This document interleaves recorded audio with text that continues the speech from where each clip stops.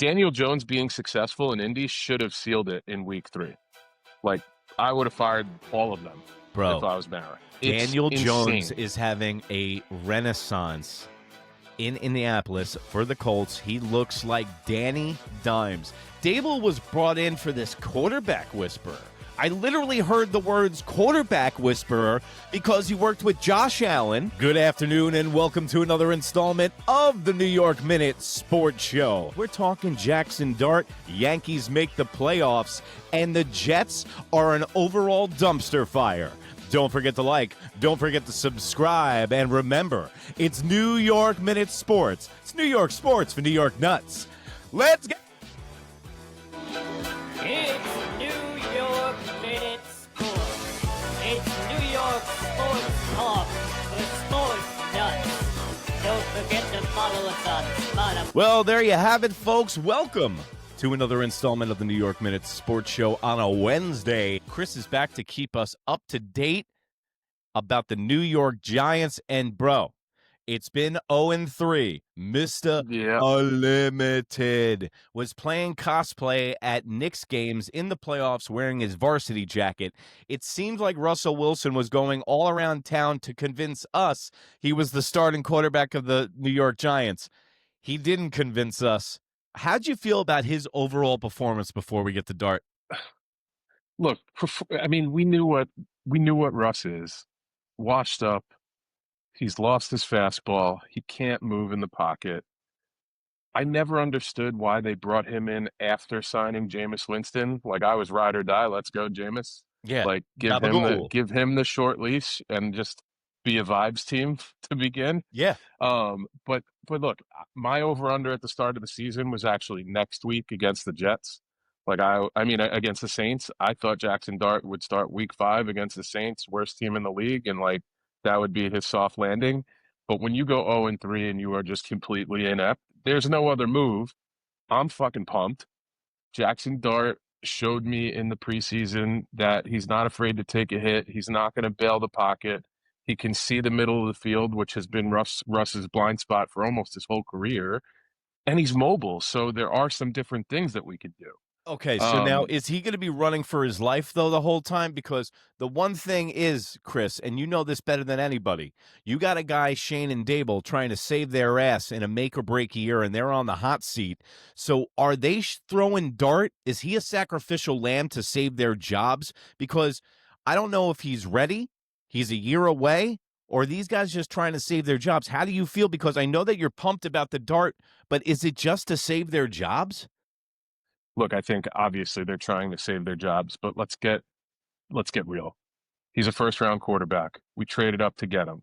He played a lot of college football. I think he played 40 games of college football. He's experienced. Like, I mean, I don't know what are you gonna wait for? I don't understand. But yes, 100%. This is Daboll trying to save his ass. I don't think it's going to work because I think my biggest concern with Dart is not the ability. It's actually coaching. The Giants get out coached week in and week out, out schemed, out game planned. Now, I think the offensive line's been playing a little bit better than people give them credit for. So I don't know that he's going to be running for his life every play like we'd seen in the past few years. I mean, Russ last game, he just bailed the pocket too early. And when you do that, you just miss people. You miss openings. What I think Russell Wilson thinks is that, remember when there was talks about him when his contract was going to be renewed with the Seattle Seahawks, there was talks about him coming to the New York market because he's Mr. Unlimited and he thinks that he's this entertainer and he's completely in la la land. The guy is like literally needs a checkup from the neck up. And James also needs a checkup from the neck up, but in the best way possible. I love that guy's story. I love it makes no sense to me.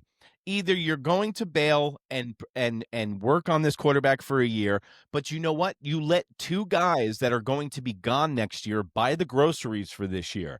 Even though Jaxon Dart I think he's going to be a good quarterback in this league. Played in the SEC for 3.5 years. Like you said, 40 games started. The guy's been in a pro system with Lane Kiffin, all that. Got it.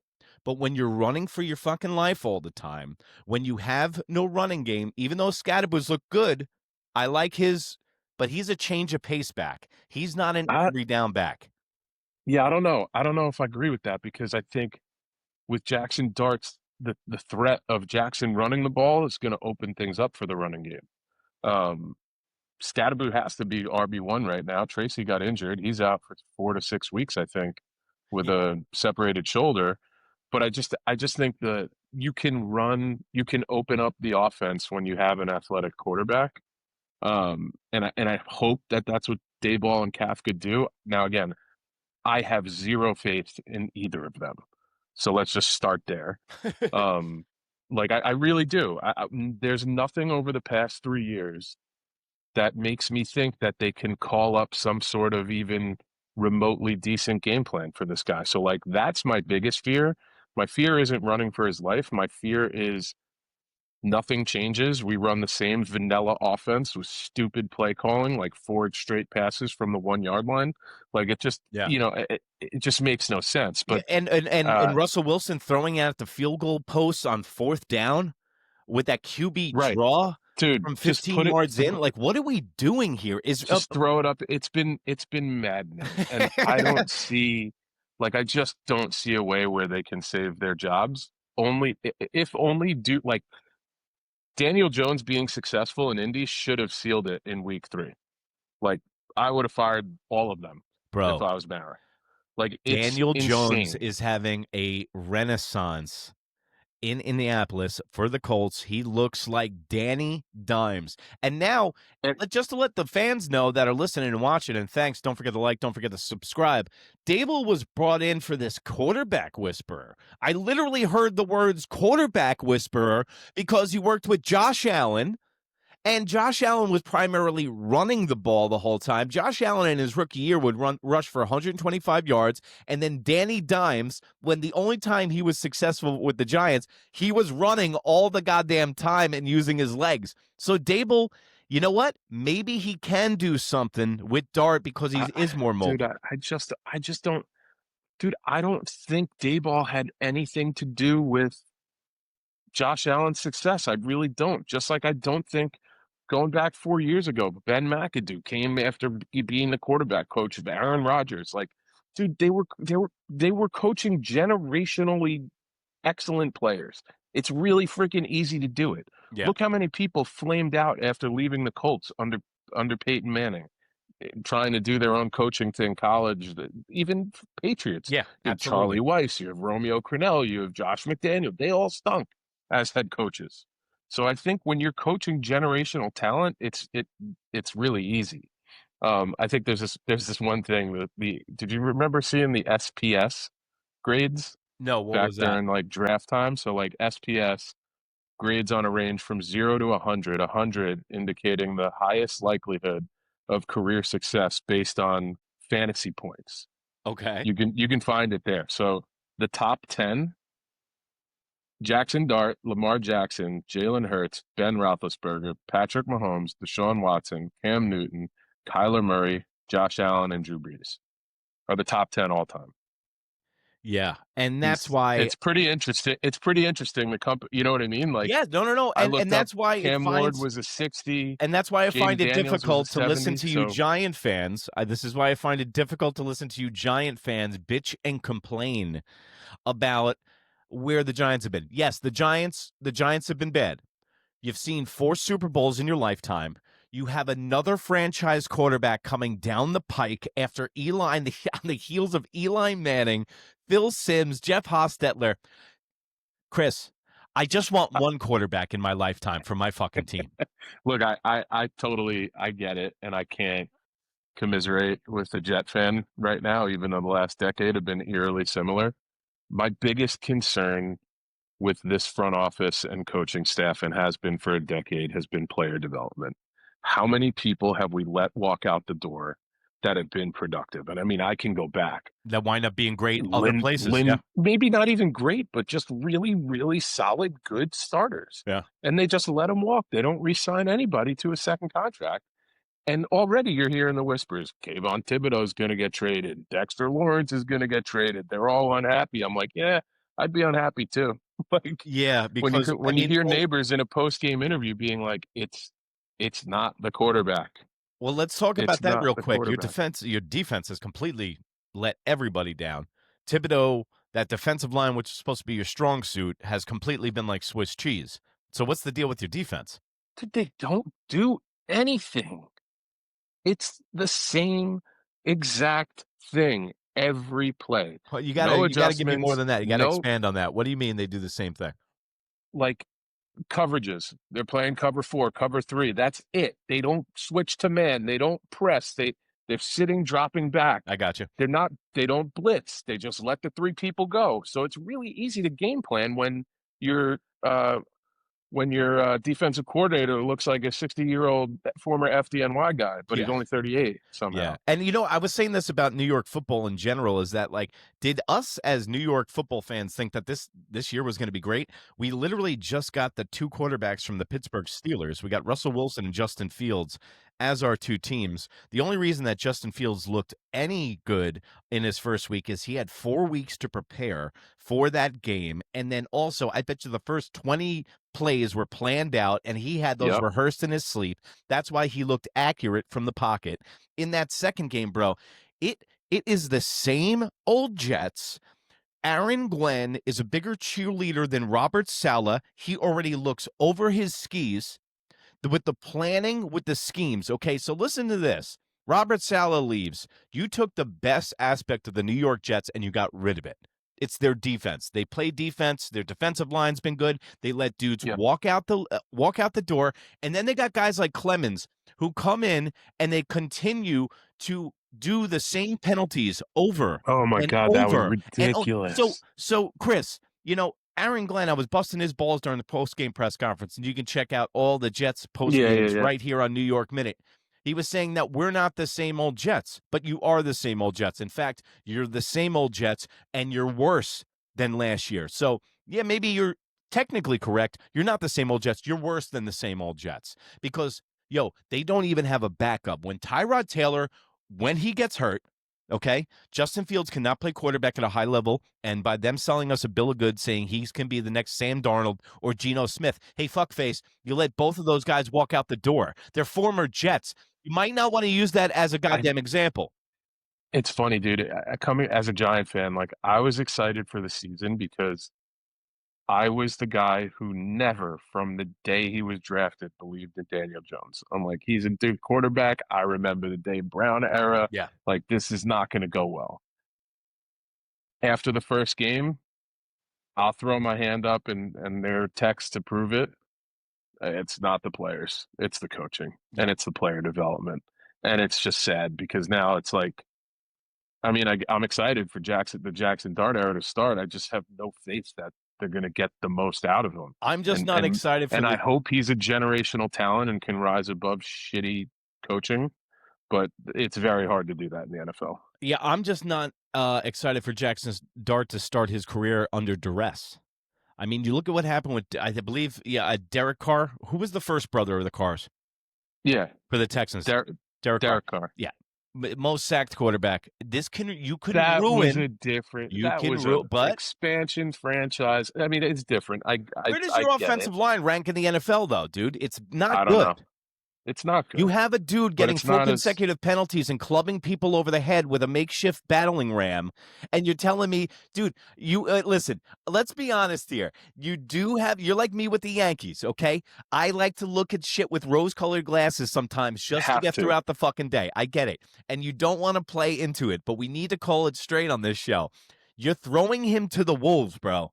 And Jaxon Dart, you're going out on a limb, possibly fucking up your future. The other thing I wanted to ask you is, why not go to Jameis first?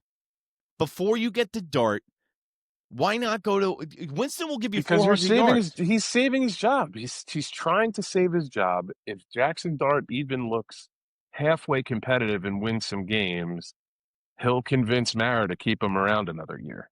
Because I think that guy is a spineless joke of an owner. Well, Mary just doesn't want another head coach. I think this is what has actually kept Schoen and Daboll their job, is that just for the fact that Mary does not want to hire another coach, because it's been like 4 in a decade, And before that point, you had Tom Coughlin, you had Bill Parcells. You had guys for a good amount of Dan Reeves at it. You've had guys Jim for Fossil. clips. Jim Fossil putting all his chips in the fucking table. Let's go, baby. Yeah. I'm even fired up. Let's go.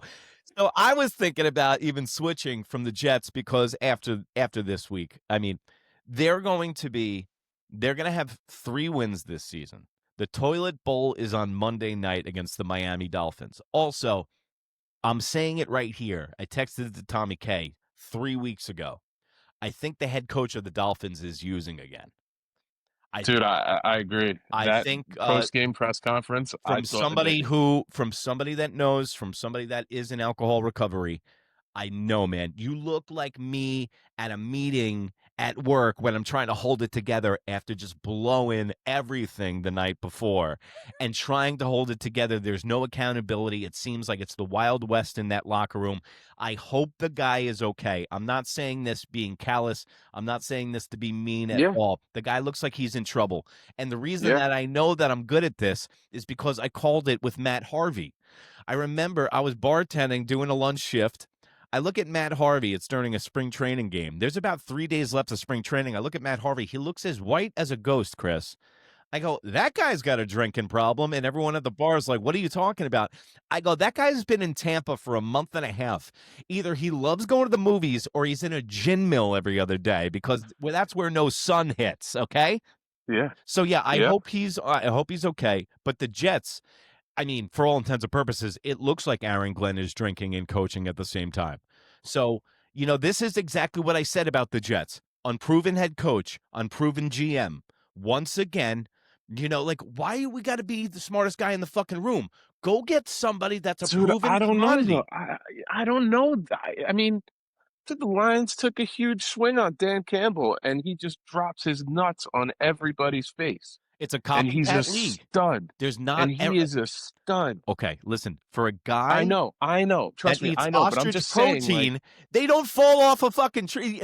He is not a regular human being. Okay, when you look at that man who looks at Steven Seagal while he pleasures his wife, he's not normal. Okay, and if you think you can replicate that with Aaron Glenn, I don't know what to tell you because. No, I know. It's a copycat league. It's just hard. And they're like, how hey, he worked under him. So look at what happened with Bill Belichick's How hard stream. is it to go? No, I know.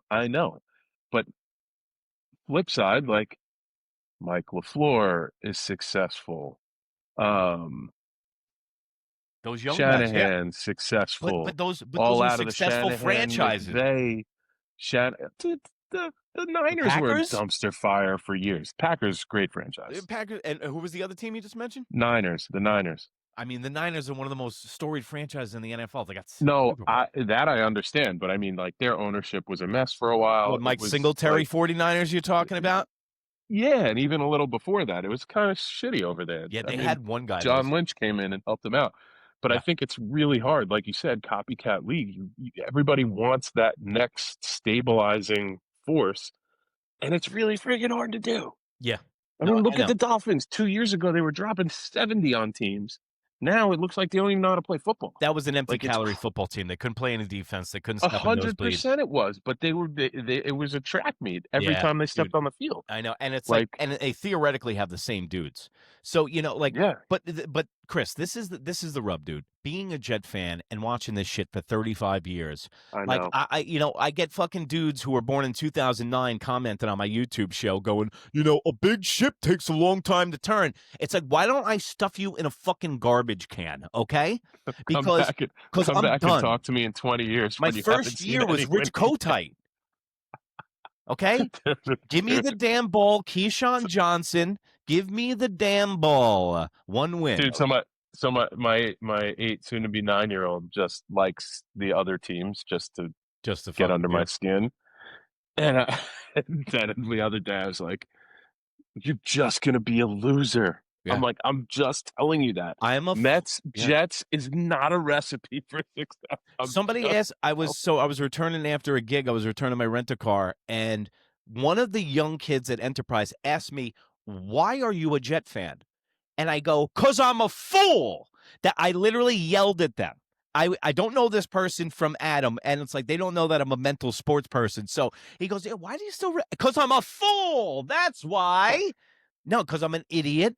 I'm a fool, and I feel as soon as I leave, they're going to win a Super Bowl, and then I'm not going to be there for it. And you can't. All right, so Can't switch gears.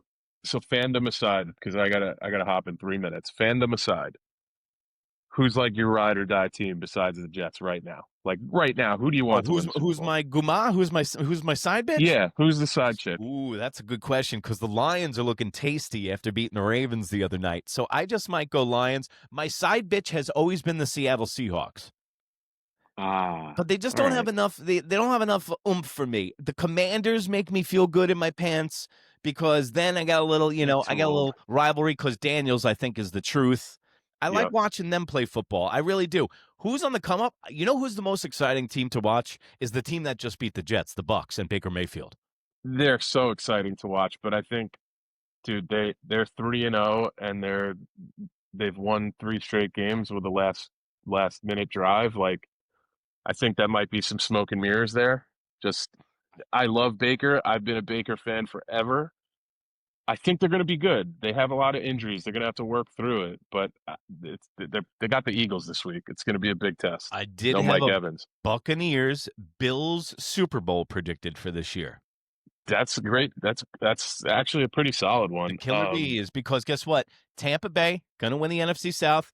Penix looks like trash. The Falcons are doing whatever they do again. Baker Mayfield is now comfortable. He looks like the Oklahoma University quarterback that he was, right? He looks like he's back to the Big 12 Baker, and he's winning games with fucking minute left. He came down and shoved it down the throat of the Jets, and then after the postgame goes, yeah, it's a big win. The defensive coordinator cut me, okay? And my Hassan Reddick, my defensive end, used to play for the Jets. So, yeah, it felt good. So, the Bucs might have to be my side. I'll give you one AFC, one NFC. My NFC team is the Packers. I don't care what happened this past Sunday. They made the Lions look like a JV team a few weeks ago. Yeah. I was like, so they're my NFC squad. My AFC squad is the Chargers. I respect Harbaugh. You think he's got them playing tough. He's got them minimizing mistakes. They're not making the same dumb mistakes they've always made when they've had leads in the past. I don't know. He's done it before. That's a great way to end it because you know what? That Chargers head coach, Harbaugh, should have been the head coach of the Jets. They should have let Robert Saleh walk out the door. They should have got Aaron Rodgers, let Harbaugh coach him for 2 years, and then give us a perennial winner for 13 years. The Chargers are 3-0. They got a franchise quarterback, and the future is bright. If they were still in San Diego, I might just completely be a Chargers fan, but they're in L.A., and I don't get down like that because we're New York Minute. New York sports for New York nuts. And remember, if you can't be good, be bad, baby. Bye. Later, fellas. Yo, later, brother.